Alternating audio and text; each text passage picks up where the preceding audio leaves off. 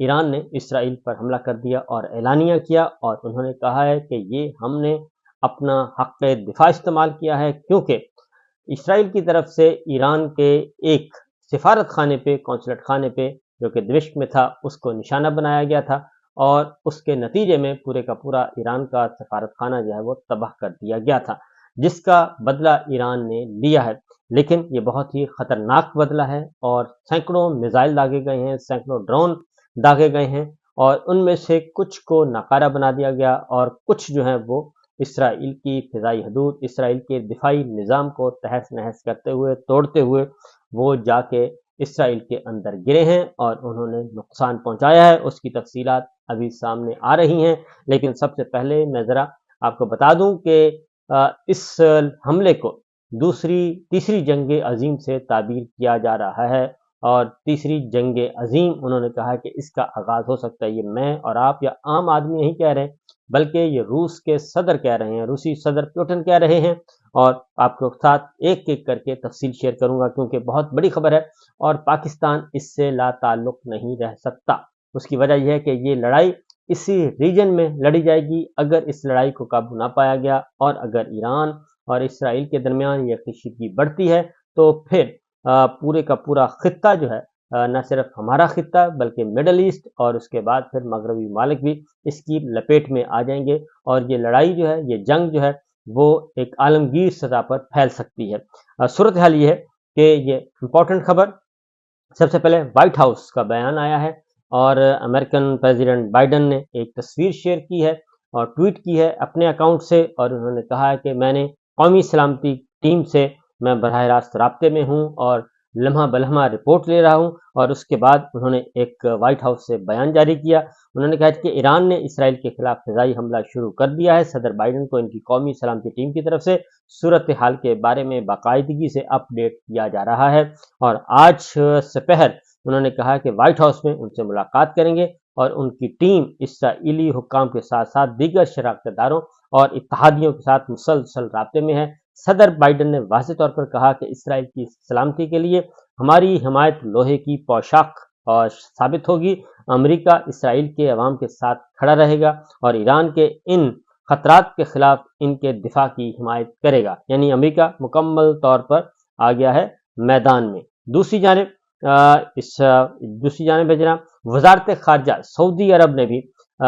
کہا ہے کہ خطے میں فوجی کشیدگی اور اس کے سنگین نتائج پر سعودی عرب کی گہری تشویش کا اظہار کیا ہے۔ سعودی وزیر خارجہ نے اور ان تمام فریقین پر زور دیا ہے کہ وہ زیادہ سے زیادہ تحمل کا مظاہرہ کریں اور خطے اور اس کے عوام کو جنگ کے خطرات سے بچائیں۔ تو یہ بیان جو ہے وہ بالکل ہومیوپیتھ ہے اور تگڑا بیان نہیں ہے، بالکل نارمل، نہ ادھر کے نہ ادھر کے، کیونکہ سعودی عرب اس وقت ایران کے ساتھ بھی تعلقات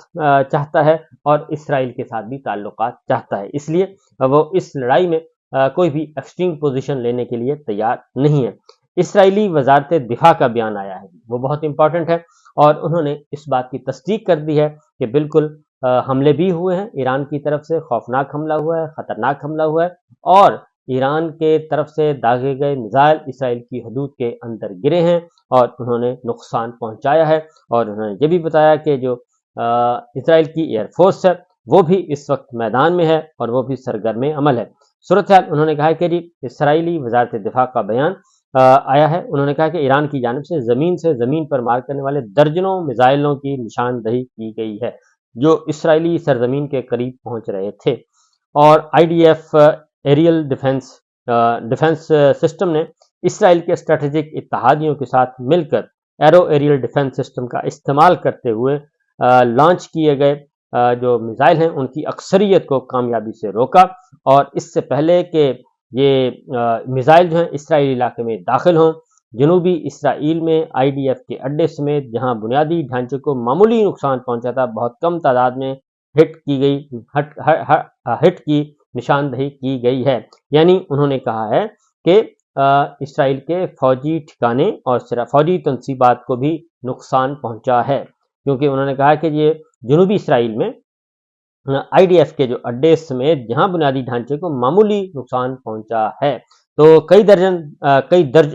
درجنوں دشمن طیاروں کے ساتھ ساتھ درجنوں کروز میزائلوں کی نشاندہی کی گئی ہے جو ایران سے اسرائیلی سرزمین کی طرف آئے تھے، اور گزشتہ چند گھنٹوں کے دوران انہیں روک لیا گیا۔ IAF کے درجنوں لڑاکا طیارے اس وقت اسرائیلی سرزمین کی طرف آنے والے تمام فضائی خطرات کو روکنے کے لیے کام کر رہے ہیں، اور IDF تمام محاذوں پر تعینات ہے، تیار ہے اور اسرائیلی سرزمین کے دفاع کے لیے اپنی سرگرمیاں جاری رکھے ہوئے ہے۔ تو یہ سچویشن ہے، اسرائیلی وزارت دفاع کا بیان ہے جناب، اور یہ اس وقت عالمی ذرائع ابلاغ جو ہیں وہ ایک ہی خبر چل رہی ہے اور وہ بریکنگ کے طور پہ چل رہی ہے۔ اب آتے ہیں روسی صدر نے اس بات پہ کیا کہا ہے۔ روسی صدر کا بیان بہت ہی امپورٹنٹ ہے، اور روس کے صدر پیوٹن نے کہا ہے کہ اگر تیسری عالمی جنگ چھڑتی ہے تو اس کے دو فریق ہیں۔ تیسری عالمی جنگ چھڑتی ہے تو اس کے دو فریق ہیں، اور پیوٹن نے اپنے ٹویٹ اکاؤنٹ سے یہ گفتگو، اپنی تقریر جو ہے وہ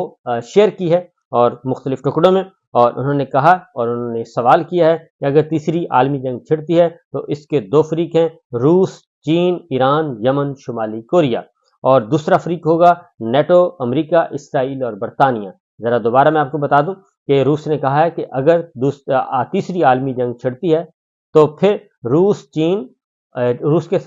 کے ساتھ ہوگا چائنا، ایران، یمن، شمالی کوریا، اور ادھر امریکہ کے ساتھ ہوں گے، امریکہ کے ساتھ اسرائیل، برطانیہ اور نیٹو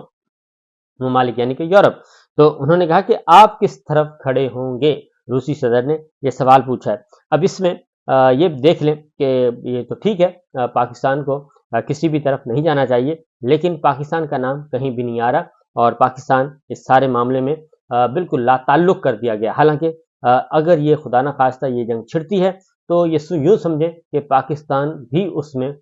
متاثر ہوگا، اس جنگ سے شدید ترین طور پہ متاثر ہوگا، کیونکہ ایران اور پاکستان کی سرحدیں ملتی ہیں، نمبر 1۔ نمبر 2، اگر ایران کا معاملہ ہوتا ہے تو ایران کے ساتھ رشیا بھی ہوگا، چائنا بھی ہوگا، اور اس کے بعد خطے کے دیگر ممالک بھی ہوں گے، کیونکہ آگے جا کے روس نے واضح طور پہ کہا ہے کہ اگر یہ لڑائی ہوتی ہے اور یہ لڑائی بڑھتی ہے تو روس نے کہا ہے کہ ہمارا وزن جو ہے وہ ہوگا ایران کی طرف ہوگا، اور ہم ایران کے ساتھ کھڑے ہوں گے، یہ روس نے کہا ہے۔ برطانیہ کی طرف سے برطانوی وزیر اعظم نے کہا ہے کہ ہم ہوں گے اسرائیل کے ساتھ، امریکہ کہہ رہا ہے کہ ہم ہوں گے اسرائیل کے ساتھ۔ تو اس لیے یہ پاکستان جو ہے وہ اس سارے معاملے میں بچ نہیں پائے گا،